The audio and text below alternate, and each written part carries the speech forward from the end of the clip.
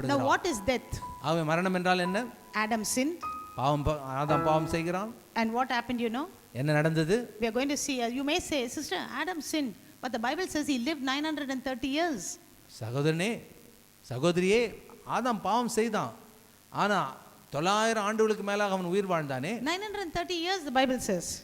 930 ஆண்டுகள் அவன் வாழ்ந்தானே.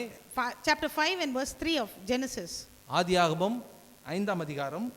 And Adam lived 130 years and begot a son in his own in likeness after his image. And it goes on to verse 5. All the days that Adam lived were 930 years. 4-5 வசனங்கள். ஆதாம் சேத்தை பெற்ற பின் 800 வருஷம் உயிரோடு இருந்து குமாரரையும் குமாரத்திகளையும் பெற்றான். ஆதாம் உயிரோடு இருந்த நாளெல்லாம் 930 வருஷம் அவன் அதற்கு பிறகு மரித்தான். I'll tell you what death is. Listen carefully. இன்றைக்கு மரணம் என்றால் என்னவென்று சொல்லுகிறேன். Death is threefold. மரணம் முக்கூறு கொண்டது. Threefold. முக்கூறுகள், 3 பிரிவுகள் கொண்டது. Death is progressive. மரணம் என்பது முன்னேறி செல்லக்கூடியது. That is why many who are listening to me are saying, we are also sinning. We are living as a sinner. We didn't die. We are living. ஆனா நிறைய பேர் சொல்லலாம், நாங்க கூட பாவம் செய்றோம், அதனால செத்துட்டோமா, நாங்க உயிரோட தான் இருக்கோம். We are a sinner. நாங்க பாவிகள் தான். Even right now I got the bottle in my hand. I'm drinking. இப்பொழுது என் கையில பாட்டில் இருக்குது, நான் கவர் எடுத்துட்டேன், நான் குடிச்சிட்டு தான் இருக்கேன். Even now we didn't accept Jesus as our savior. இப்பொழுது நான் இயேசு கிறிஸ்துவை சொந்த இரட்சகராக ஏற்றுக்கொள்ளவில்லை. We are living. நான் வாழ்ந்து கொண்டு தான் இருக்கேன். Okay, so I want to tell you what death is.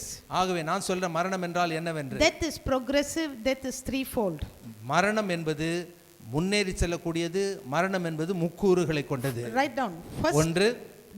First type of death is முதல் மரணம் என்பது Genesis 3:7 to 10 we'll read. ஆதியாகமம் 3ஆம் அதிகாரம் 7 முதல் 10 வசனங்கள். Then the eyes of both of them were opened and they knew that they were naked and they sewed fig leaves together, made themselves covering, and they heard the sound of the Lord God walking in the garden in the cool of the day, and Adam and his wife hid themselves from the presence of the Lord God among the trees of the garden. அப்பொழுது அவர்கள் இருவருடைய கண்களும் திறக்கப்பட்டது. அவர்கள் தாங்கள் நிர்வாணிகள் என்று அறிந்து அத்தி இலைகளை தைத்து தங்களுக்கு அரைக்கச்சைகளை உண்டு பண்ணினார்கள். Verse 9. Then the Lord God called to Adam and said, where are you? And he said, I heard your voice in the garden and I was afraid because I was naked and hid myself. 9ஆம் வசனம் 10ஆம் வசனம். அப்பொழுது தேவனாகிய கர்த்தர் ஆதாமை கூப்பிட்டு நீ எங்கே இருக்கிறாய் என்றார். அதற்கு அவன், நான் தேவனுடைய சத்தத்தை தோட்டத்திலே கேட்டு நான் நிர்வாணியாய் இருப்பதனால் பயந்து ஒளிந்து கொண்டேன் என்றான். The first type of death is the departure of the Holy Spirit of God from the spirit of man. ஆகவே முதல் மரணம் என்பது மனிதனுடைய ஆவியிலிருந்து பரிசுத்த ஆவி பிரிக்கப்படுதல். Listen carefully. The first death, and this is the most dangerous level, and this is the death that God is very much concerned about. ஆகவே முதல் மரணத்தினுடைய முதல் வகை இதுதான் மிக மிக பயங்கரமானது. இதை குறித்து தான் தேவன் மிகவும் கரிசனை உள்ளவராக இருக்கின்றார். Departure of the Holy Spirit from the spirit of man. மனிதனுடைய ஆவியிலிருந்து பரிசுத்த ஆவி பிரிந்து போவதுதான் இருக்கிறதுலே பெரிய மரணம். So long, whenever in the cool of the day, whenever God came, Adam and God would have a conversation, but the moment they rebelled, the moment they sinned, the fear came inside of them. They feared God, and that shows that they died a spiritual death there. எந்த க்ஷணமானவர் ஆதாமும் ஏவாளும் ஆண்டவருடைய கட்டளைக்கு கீழ்ப்படியாது பொழுது பாவம் செய்த பொழுது அவளுக்கு நடந்த முதல் மரணம் தான் ஆவிக்குரிய மரணம். To God he was a dead man. ஆண்டவருடைய பார்வையில் அவன் ஒரு செத்த மனிதன் தான். But he lived 930 years according to the Bible. 930 வருடம் வாழ்ந்தான். ஆனாலும் செத்த நிலையில் அவன் வாழ்கிறான். He got children. அவனுக்கு பிள்ளைகள் இருந்தது. Dead people get children. செத்த மனுஷனுக்கு பிள்ளைகள் பிறந்தது. Okay, a dead man spiritually dead man will get a spiritual dead child. ஆகவே ஆவிக்குரிய மரணம் அடைந்த ஒருவன் பிள்ளைகளை பெற்றெடுத்தா அந்த பிள்ளைகளும் ஆவிக்குரிய மரணம் அடைந்த பிள்ளைகள் தான். Understood? புரிஞ்சுச்சா? The wages of sin, the first wage that he received was a death, the removal of the Holy Spirit from him. ஆகவே பாவத்தின் சம்பளம் மரணம் என்று சொல்லும் பொழுது அவன் பெற்றுக்கொண்ட முதல் சம்பளம் என்ன? அவனுடைய ஆவியிலிருந்து தேவனுடைய ஆவி போயிடுது. Today ஆவிக்குரிய மரணம். Whoever is watching me, or maybe you will watch in future, I tell you, if you do not have the Holy Spirit of God inside of you, you are a living dead person. இன்றைக்கு இயேசுவை ஏற்றுக்கொள்ளாமல் நீங்கள் வாழ்வீர்கள் என்றால் உங்களுக்குள் பரிசுத்த ஆவி இல்லை.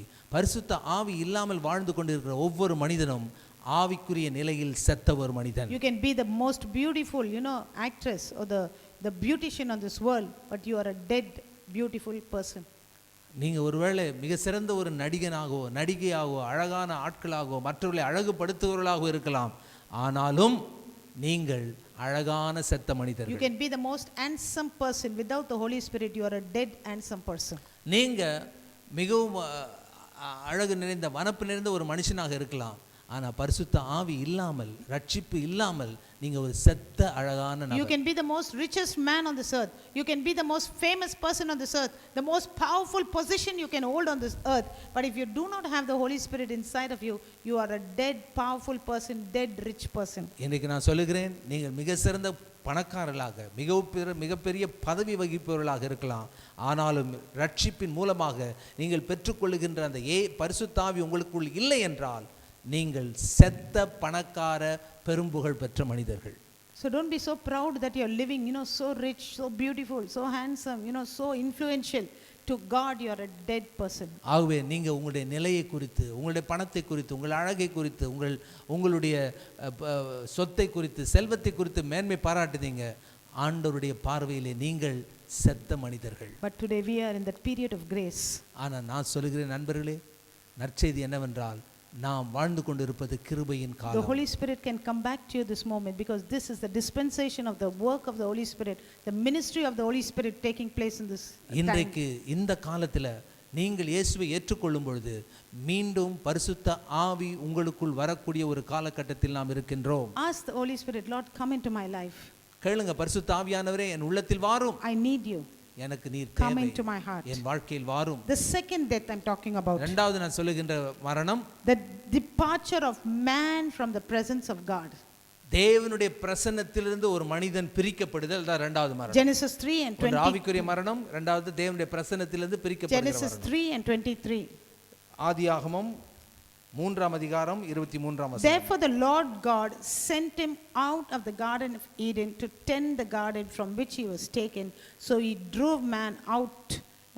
drove out the man, and he placed the cherubim at the east of the garden of Eden, and a flaming sword which turned everywhere to guard the way of the tree of life. ஆதியாகமம் 3ஆம் அதிகாரம் 23ஆம் வசனம். அவன் எடுக்கப்பட்ட மண்ணை பண்படுத்த தேவனாகிய கர்த்தர் அவனை ஏதேன் தோட்டத்திலிருந்து அனுப்பிவிட்டார். அவர் மனுஷனை துரத்திவிட்டு ஜீவ விருட்சத்துக்கு போம் வழியை காவல் காக்க ஏதேன் தோட்டத்திற்கு கிழக்கே கேருபீன்களையும் வீசிக்கொண்டிருக்கிற சுடரொளி பட்டயத்தையும் வைத்தார். The second death, I told you death is progressive. ஒன்று நான் சொன்னேன், மரணம் என்பது முன்னேறி செல்லக்கூடிய ஒன்று. Death is threefold. மரணம் முக்கூறுகளை The கொண்டது. first death is departure of the spirit of God from the spirit of man. முதல் மரணம் தேவனுடைய ஆவியிலிருந்து ஆண்டவருடைய பரிசுத்த ஆவி விலகி போவது. The second is departure from man from the presence of God. God chased Adam out. இரண்டாவது மரணம் மனிதன் தேவனுடைய பிரசன்னத்திலிருந்து தூக்கி விரட்டி விடப்படுவது. தேவன் மனுஷனை விரட்டி விடுறார். When you are not found in the presence of God, you are a very dangerous person. நீங்கள் தேவனுடைய பிரசன்னத்தில் காணப்படவில்லை என்றால் மிக மிக ஆபத்தான நபர் நீங்கள். That is why people who are not in the presence of God, they don't know the difference between their mother, their wife and a 3-year-old girl. They can rape anybody. ஆகவே தான் தேவனுடைய பிரசன்னத்தில் இல்லாத ஒரு மனிதனுக்கு தாயினா தெரியாது, பாட்டினா தெரியாது, 3 வயசு குழந்தைனாலும் என்னன்னு தெரியாது. யாரை வேணுமோ அவன் விபச்சாரம் செய்வான், கற்பழிப்பான். He can kill anybody. யாரை வேணுமோ கொலை செய்வான். If you are not found in the presence of God, you are a very dangerous person. தேவனுடைய பிரசன்னத்தில் காணப்படவில்லை என்றால் மிகவும் ஆபத்தான ஒரு மனிதன். That is why when I teach on marriage, I tell you, when you want to find a partner for your life, make sure the partner is found. The partner that you find, the girl or the boy that you're looking for, is found in the presence of God. If not, that person is a very dangerous person. ஆகவே தான் நான் திருமணமும் கிறிஸ்துவ வாழ்க்கையும் திருமணம் என்ற பாடத்தை நான் நடத்தும் பொழுது ஜனங்களுக்கு சொல்லுகிற காரியம் என்னவென்றால், நீங்கள் உங்கள் பிள்ளைகளுக்கோ அல்லது நீங்களோ ஒரு திருமணத்திற்கான நபரை, ஆணையோ பெண்ணையோ பார்க்கும் பொழுது அந்த மனிதர் தேவனுடைய பிரசன்னத்தில் இல்லாத ஒரு மனிதனாக இருப்பார் என்றால் அவர் மிகவும் ஆபத்தான ஒரு மனிதர். I'm making sure that you understand, I'm not talking about a person found in the church building. I'm talking about a person having a personal relationship with Jesus, who can sit in the presence of God and talk to Jesus in his house, anywhere, he's riding his bike, anything. That kind of a person I'm talking about. தேவனுடைய பிரசன்னத்தில் இருக்கும் மனுஷன் சொல்லும்போது தப்பா நினைச்சுக்காதீங்க. சர்ச்சில் உட்கார்ந்து இருக்கவங்க தேவனுடைய பிரசன்னத்தில் இல்லாம இருக்கலாம். பைபிள் எடுத்துன்னு வரவங்க கூட தேவனுடைய பிரசன்னத்தில் இல்லாமல் இருக்கலாம். ஆண்டவரோடு தனிப்பட்ட உறவு வைத்துக்கொண்டு எங்கும் ஆண்டவரை ஆராதிக்கின்ற ஒரு நபர் தான் உண்மையாகவே தேவனுடைய பிரசன்னத்தில் இருக்கின்ற After நபர். salvation, the next important, most important decision you'll make in life is your marriage. நீங்க ரட்சிக்கப்பட்ட பிறகு உங்களுடைய வாழ்க்கையில செய்யக்கூடிய அடுத்த முக்கியமான தீர்மானம் என்னவென்றால் உங்களுடைய வாழ்க்கை துணைவரை கண்டுபிடிப்பது. We find the caste, we find the family, we find how much they studied, we find how much they earn, but we never find out, take time to find out whether they have a personal relationship with Jesus. ஒரு பெண்ணையோ ஒரு ஆணையோ நம்முடைய மகனுக்கோ மகளுக்கோ வரன் பார்க்கும் பொழுது எவ்வளவு படிச்சிருக்காங்க, குடும்பம் எப்படி, எவ்வளவு சொத்து இருக்குது, என்ன ஜாதி, என்ன மொழி, இதெல்லாம் பார்க்கணுமே தவிர அவர் உண்மையாகவே ரட்சிக்கப்பட்டவரா தேவனுடைய பிரசன்னத்தில் இருக்கிறவரா அதை பார்க்கறது இல்லை. And that is why we mess up. அதனால தான் எல்லாம் குழப்பமாயிடுது. Okay, the third stage of death, or the third, okay, kind of fold of the third fold of death, this kind of death is மூன்றாவது நிலை அல்லது மூன்றாவது வகை, மரணத்தின் மூன்றாவது வகையானது this only we know about. நமக்கு தெரிஞ்சது சொல்றேன். This is very famous with us. நமக்கு எல்லாம் தெரிஞ்ச ஒன்று. Okay, the departure of man spirit from his body. மனிதனுடைய உடலிலிருந்து அவனுடைய ஆவி பிரிந்து போவது. Even that also we don't understand it properly. அத கூட இன்னும் சரியா புரிஞ்சுக்காம இருக்கோம். Okay, we think, you know, we are going to live here, we are going to live there, or we think life is completely over. That is why we commit suicide. We think we have so much of problem, let me commit suicide, my life is finished. நிறைய பேர் நினைக்கிறோம் அவ்வளவுதான் வாழ்க்கை முடிஞ்சிச்சுங்க, இனி நான் தற்கொலை பண்ண வேண்டியதுதான் அப்படின்னு சொல்றோம். If the moment I commit suicide and die, my problem is over. நினைக்கிறோம் எனக்கு ரொம்ப ஓவரா பிரச்சனை இருக்கு, தற்கொலை பண்ணிட்டேன்னா எல்லா பிரச்சனையும் போய்டும். Friends, that's the time your problem is going to start more. நண்பர்களே, அப்போதான் உங்க பிரச்சனை இன்னும் அதிகமா ஆரம்பிக்குது. Because it's not, you're not going to, you know, you're not a bean that is going to just perish into the sand. நீங்கள் முழுமையாக அந்த மண்ணிலே வந்து இல்லாமல் போகக்கூடிய ஒரு நிலை அல்லது. We have something called a spirit. நம்முடைய சரீரத்திற்கு மேலாக இன்னொன்று இருக்குது, அதுதான் நம்முடைய ஆவி. We are a spirit being. சொல்லப்போனா நம்ம ஆவியின் மனிதர்கள். We live in this body. நாம் இந்த சரீரத்தில் வாழ்கிறோம். We have a mind. நமக்கு ஒரு மனது இருக்கிறது. And the third type of death is this spirit of man departs from this body and goes back to its creator to give account for what life it lived on this earth. மூன்றாவது மரணம் என்பது ஒரு மனிதன் இறக்கும் பொழுது அவனுடைய சரீரத்திலிருந்து ஆவி வெளியே சென்று படைத்த தேவனுக்கு முன்பாக சென்று கணக்கு கொடுக்கணும். Whether you believe it or not, you have to stand before your creator and give an account of your life. நம்புறீங்களோ நம்பலையோ உங்களை உருவாக்கிய தேவனுக்கு முன்பாக நின்று நீங்க கணக்கு கொடுக்கணும். I may lose an argument with you, but I'll never lose seen you standing before the creator, you and me, and giving an account. And according to that count only, it will depend whether we are going to live on with God or we are going to go to hell. ஒருவேளை என் கூட நீங்க வாக்குவாதம் பண்ணி வாக்குவாதத்தில் நீங்க ஜெயிக்கலாம், ஆனாலும் நாள் ஒன்று வரும் நம்ம எல்லாம் ஆண்டவருக்கு முன்பாக நின்று கணக்கு கொடுக்கணும். Then we'll meet there. அங்க நம்ம சந்திப்போம். And whether we are going to part or whether we are going to continue to live with the Lord, that depends on our deeds. நம்முடைய செயல்கள், நம்முடைய தீர்மானத்தை பொறுத்து தான் ஆண்டவரோடு நம்ம இருக்க போறோமா, ஆண்டவர் விட்டு விலகி இருக்க போறோமான்னு தெரியும். And this is what we are concerned about, okay? But God is not concerned about that. For God, the first type of death is very important when the Holy Spirit leaves you. இந்த மற்ற மரணங்களை குறித்து நாம் கவலைப்படுவதை காட்டிலும் முதல் மரணத்தை தான் ஆண்டவர் ரொம்ப முக்கியமாக பார்க்குறாரு. என்னவென்றால் உங்களுடைய ஆவியிலிருந்து பரிசுத்த ஆவி விலகி போகக்கூடாது. And so for Adam's spirit to leave his body, it took 930 years. மூன்றாவது மரணத்தை நாம் பார்க்கின்றோம். ஆதாமினுடைய சரீரத்திலிருந்து அவனுடைய ஆவி வெளியில போறதுக்கு 930 ஆண்டு ஆச்சு. He lived 930 years as a dead man. 930 ஆண்டுகள் செத்த மனிதனாக அவன் வாழ்ந்தான். That was according to God's count. அதுதான் ஆண்டவருடைய கணக்கு. Without the Holy Spirit, you are a dead person. பரிசுத்த ஆவி நமக்குள் இல்லை என்றால் நாம் செத்த மனிதர்கள். Friends, death is a choice. I mean the first and second. And because, you know, Adam sinned, you know, we have to have a physical death now. அது நம்முடைய தெரிந்து கொள்ளுதல் தான். ஆதாம் கீழ்ப்படியில பாவம் செய்தான், மரணம் வந்தது. And that also is God's mercy, you know. ஆனாலும் அதிலும் கூட தேவனுடைய கிருபை இருக்கு. Because now living in this sinful world, நாம் இந்த பாவம் நிறைந்த உலகத்தில் வாழ்கிறோம். Adam, when he gave over the authority to Satan, Satan became the ruler of this world. ஆதாம் பாவம் செய்து அந்த அதிகாரத்தை சாத்தானுக்கு கொடுத்ததனால சாத்தான் இன்றைக்கு உலகத்தை ஆளுகை செய்கிறான். Now he is bombarding this world. இந்த உலகத்தை அவன் பந்தாடுகிறான். He is playing with us. நம்மோடு கூட விளையாடுறான். And for God to put a stop to that God had to, God, in His grace, gave us something called a physical death. ஆகவே அதிலிருந்து நாம் தப்பித்து கொள்ள, அதிலிருந்து நாம் விடுதலையாகி ஆண்டவரோடு சேர ஆண்டவர் கிருபை தரார். அதுதான் சரீர மரணம். Suppose we didn't die of physical death. நாம் இப்படிப்பட்ட உலகத்தில், சாத்தான் ஆளுகின்ற உலகத்தில் நாம் இன்னும் சாகாமலே இருந்தால் எப்படி இருக்கும்? Before my mother died about 1 year, I've seen her suffer. எங்கள் அம்மா சாவதற்கு ஒரு வருஷத்துக்கு முன்னாக ரொம்ப வேதனைப்பட்டதை நான் பார்த்தேன். Few months at the end of her lifetime she suffered. வாழ்க்கையின் கடைசி பகுதியில் அந்த கடைசி மாசத்துல ரொம்ப கஷ்டப்பட்டாங்க. If there was something not called physical death, she would have had to live for eternity with that pain and that it would have been terrible. ஆனா மரணமே ஒன்று இல்லாமல் இருந்துச்சுன்னா என்ன இருக்கும்? அந்த கடைசி மாசத்துல அவங்க வேதனைப்பட்டாங்களே, அது மாதிரி வாழ்நாள் ஃபுல்லா சதா காலம் வேதனையிலே இருந்திருப்பாங்க. When some people came to the funeral, they said, "Sister, cry, sister, why you are not crying?" நிறைய பேர் என்னை அந்த கல்லறைக்கு வரும்போது ஏன் நீங்க அழுவல அப்படின்னு கேட்டாங்க.